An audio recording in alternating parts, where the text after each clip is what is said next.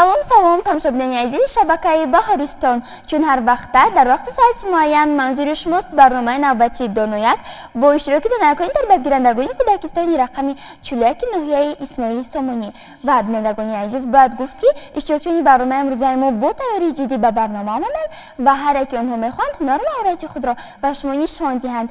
پس باید اول با آنها شناس میشویم و پس از آن شرط اولی برنامه را آغاز میکنیم. ابوبکر 6 ساله پسرکی چاقان و خوشچاق میباشد و خردسالی‌اش نگاه نکرده الکی همه حرف‌های الفبا را میشناسد و گوش کردن افسانه شوقی زیاد دارد. میخواهد در آینده معلم شود. رابیه او نیز 6 سال دارد، ذهنی تیز و نطق برو درست. او الکی همه حرف‌ها را میشناسد و عادت‌ها را طرح و جمع کردن میتواند. شغلی دوست داشته‌اش گوش کردن افسانه میباشد. در مشغولیت‌ها خیلی فعال است. عبدالله پسرکی بلاداب و شیرین سخن است. وی هم 6 ساله است. در گروه پسرکی فعال می باشد. ذهنش تیز و خاطره‌اش خوب است. در مشغولیت‌ها خیلی فعال بوده می خواهد در آینده دکتر شود. مروارید 6 ساله، دانشش خیلی خوب می باشد. شعرهای زیادی را ezber کرده است و به ورزش شوقی زیاد دارد. در گروه دخترکی فعال است. برای به مکتب رفتن آمادگی دیده ایستاده است. به برنامه ما خوش آمدید. خب بچه ها اشتباهی که شما میدونید برنامه دونویک از 3 شرط عبارت است و در هر شرط من به شما 4 سوالی پیشنهاد میکنم. کسی که جواب سوال رو میدوند اولش دست میبردارد. به شما فهم است؟ بله. پس با دقت باشید. سوال اولی شرط یکمی برنامه رو میخونم. سوال چنین است: یک میز چند پای دارد و اگر پایهای دو میز رو جمع کنیم رقم چند حاصل میشود؟ کن که جواب میدهد. مرحمت ابوبکر. 2 میز 8 پای دارد. اگر یک میز 4 پای دارد. یعنی شما پایهای 2 میز رو جمع کردید عددی چند حاصل شد؟ 8. یعنی یک میز چند پای داشته است؟ 4. 2 میز چند پای داشته است؟ 8. یعنی جواب درست چند است؟ 8 یا 4؟ 8. 8. آفرین ابوبکر، جواب شما کاملا درست است. خب میگذاریم به سوال دیگر. با دقت باشید. سوال چنین است: 6 تا خرگوشک در جنگل میگشتند. اول یک تاش و بعد 2 تا دیگرش روحشون رو دیگر کردند. چند خرگوشک باقی ماند؟ مرحمت رو بیا. 3 تا خرگوشک باقی مانده. خب رابیه، شما از کجا فهمیدید که 3 تا خرگوشک باقی ماند؟ برای که 3 تاش رفتند 3 تا دیگرش مانده است. یعنی در اول چند تا خرگوشک بود؟ 6. چند تاش میرود؟ 3 تاش میرود. بعد عددی چند حاصل میشود؟ 3. یعنی همگی در جنگل چند خرگوشک باقی میموند؟ 6 تا یا 3 تا؟ 3 تا. 3 تا یا 6 تا؟ 3 تا. یعنی جواب درست چند است؟ 3. آفرین رو به جواب شما کاملا درست است. خوب میگذاریم به سوال دیگر. سوال چنین است: بابا از باغ یک سبد سیب چیند. 4 تا سیب سرخ، 5 تا سیب زرد و 2 دانه سیب کبود. در سبد بابا همگی چند سیب است؟ که جواب میدهد. مرحمت مروارید. در سبد بابا همگی 11 تا ماند. 11 تا چی ماند؟ 11 تا سیب ماند. تو چقدر فهمیدید که در سبد بابا همگی 11 تا سیب مانده است؟ در اول بابا از باغ کدام سیب رو میچیند؟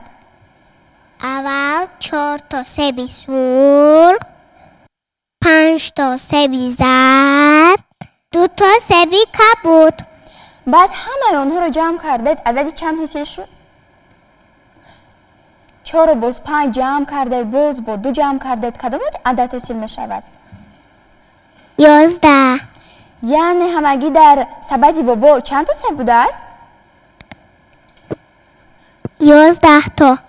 آفرین مروارید، جواب شما درست است. خوب میگذاریم به سوال دیگر. سوال چنین است: از کدام شکل‌های گئومتری خانه‌چه ساختن ممکن است؟ کسی که جواب میدهد. مرحمت عبدالله.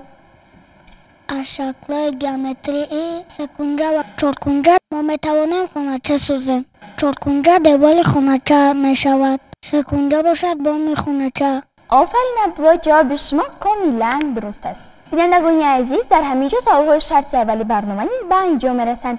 بیاد خواهی با دستاورد اشتراکچیان را در این شرط حساب میکنم و پس از آن میگذاریم به شرط دوم برنامه. саволҳои шарти аввали барнома доир ба муаммоҳои математикӣ омода шуда буданд. Дар ин шарт ҳама иштирокчиён фаъол буданд ва дар натиҷа ҳар яке аз онҳо як холиро соҳиб шуд. моро дар пеш ду шарти дигар интизор аст. биёед якҷо тамошо мекунем.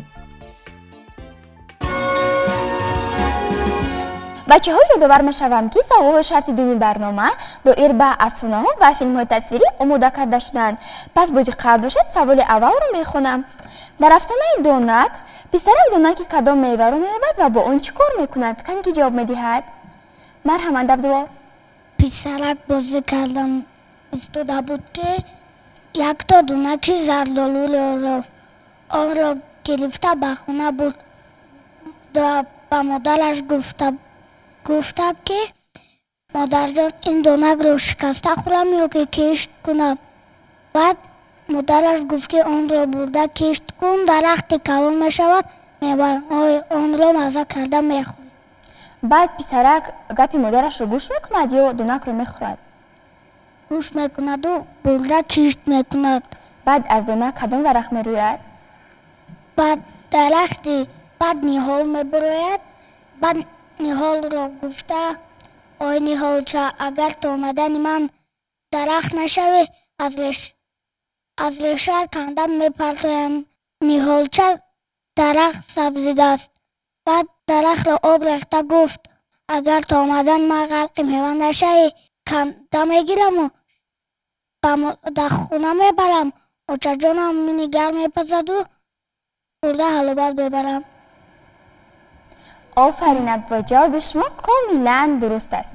خب میگذاریم به سوال دیگر. سوال چنین است: قهرمان افسانه‌ای که موی دراز دارد چی نام دارد؟ کسی که جواب میدهد؟ مرحمت مروارید.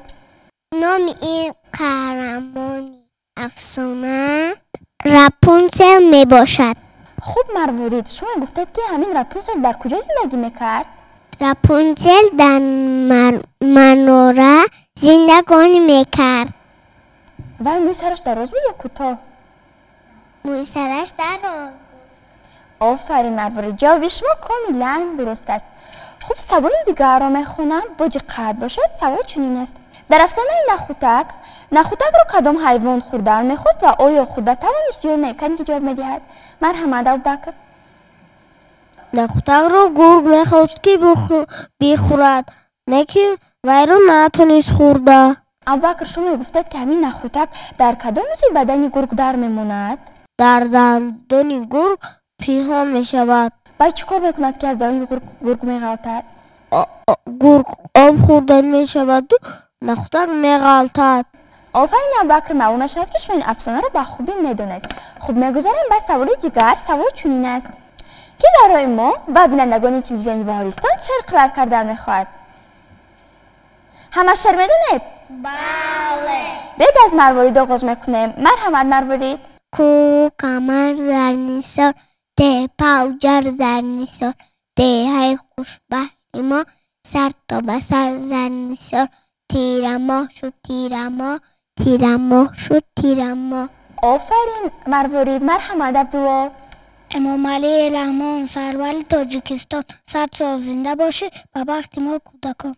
این جهان را نگر با چشم خیره، نه بدن چشم کندر اون نگری، همچو دریا از اون کوکاری کشته احساس تا بدن گذاری. مرحمت ابوبکر. این همه زیبایی ها، این همه صلح و صفایی ها، از روی دستانی کیست، از مهر رخشانی کیست؟ امام علی رحمان، امام علی رحمان، با او همه جز باست، با او همه دیلاراست، با او همه بالان. امام علی رحمان، امام علی رحمان. بینندگان عزیز، در همینجا سوال‌های شرطی دومی برنامه نیز به انجام میرسد. بیاید خواهی به دستاورد اشتراکچیان را در این شرطی حساب کرده میگذاریم به شرطی سومی برنامه.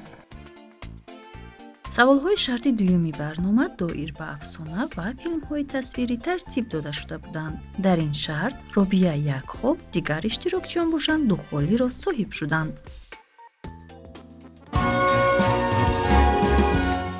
خوب بچه‌ها با دقت باشید. سوال اولی شرط سومی برنامه رو میخونم. سوال چنین است: آب از کجا پیدا میشود؟ کسی که جواب میدهد؟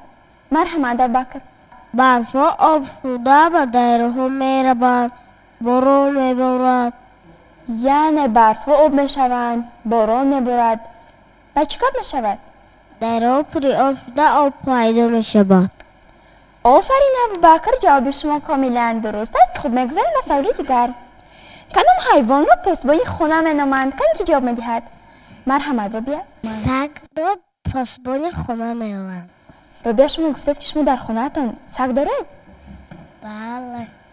بعد وای خانه شما رو پاسبانی میکند؟ بله. شما از سگ نمیترسید؟ نه. آفرین ربیه. خوب میگذاریم به سوال دیگر. سوال چنین است: حیوانی که در پشتش کوهچه دارد چی نام دارد؟ کسی که جواب میدهد؟ مرحمت مروارید.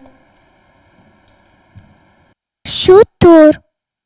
خوب مروارید، شما گفتید که شما اگه شتر رو از نزدیک دیدید؟ بله. در کجا دیدید؟ من آن را در باغ حیوان ها دیدم. بعد وای در حقیقت هم در پشتش کوهچه داشته است؟ بله. آفرین مروارید، جواب شما کاملا درست است. خوب بچه‌ها، سوال چهارم شرط سومی برنامه چنین است. حالا من به شما چیستان میگویم. کسی که جواب چیستان را میداند اولش را دست میبردارد. خوب چیستان چنین است: گلیم زرین، برش وزنین. چیستان؟ مرحمت عبدالله. جواب این چیستان زمین است. آفرین عبدالله، جواب شما درست است. شما اگر چیستان دیگر میدانید که به بینندگان ما پیشنهاد کنید تا که آنها جواب آن را یابند. بله. مرحمت. هفت برادرانند، از پس هم روانند، گرچند می‌رود بخش نیکی آنها جوانند. بینندگان عزیز، چیستان را شنیدید، اکنون جواب آن را پیدا کنید و در همینجا سوال شرط سومی برنامه نیز به انجام می‌رسد. بیاید خواه به دستاورده اشتراکچیان را در جمع حساب کرده غالب را معین کنید. در شرط سومی برنامه نیز همه اشتراکچیان فعال بودند و کوشش می‌نمودند اولین شده دست بردارند، به سوال جواب دهند و صاحب خال شوند. در نتیجه چون در شرط اول، در شرط سوم نیز همه اشتراکچیان یک خالی را صاحب شدند. همین طریق بعد از به انجام رسیدن 3 شرطی برنامه، رابعه از 3 خال، دیگران باشند 4 خالی را صاحب شدند. برای معین کردن غالب سوال علاوگی پیشنهاد می‌گردد.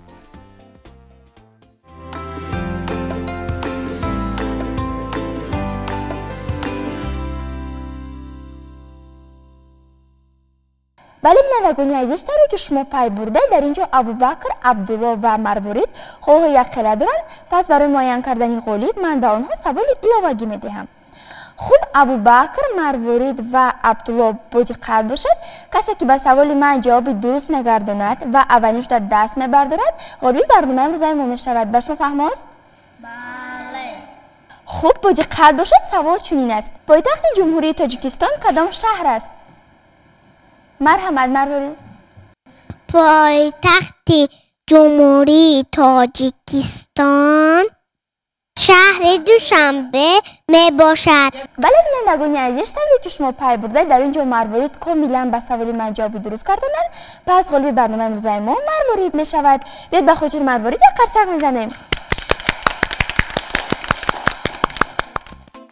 با سوال علاوگی مروارید اولین شده دست برداشت و جواب درست را پیشنهاد نمود.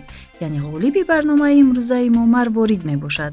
مروارید غالبیت می دارد.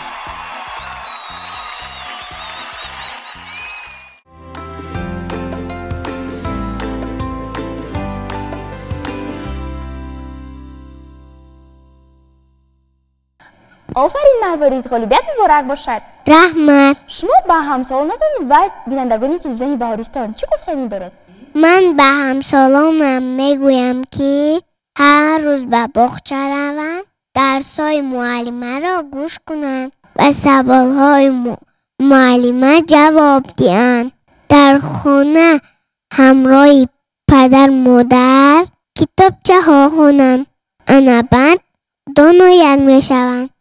در حقیقت هم اگر همسالانتان به گفته های شما گوش کنند، مثل شما و دیگر همسالانتان که امروز در برنامه ما اشتراک کردند، دانو یک میشوند. بینندگان عزیز، در همینجا برنامه نوبتی دانو یک به انجام رسد. یادآور باشید اشتراکچیان برنامه امروز ما بودند تدبیرگیرندگان کودکستانی رقم 41 ناحیه اسماعیلی سامانی. شما بینندگان عزیز بیشتر خوانید، بیشتر آموزید و دانو یک شوید تا برنامه های دیگر سلامت و سربلند باشد. خیر.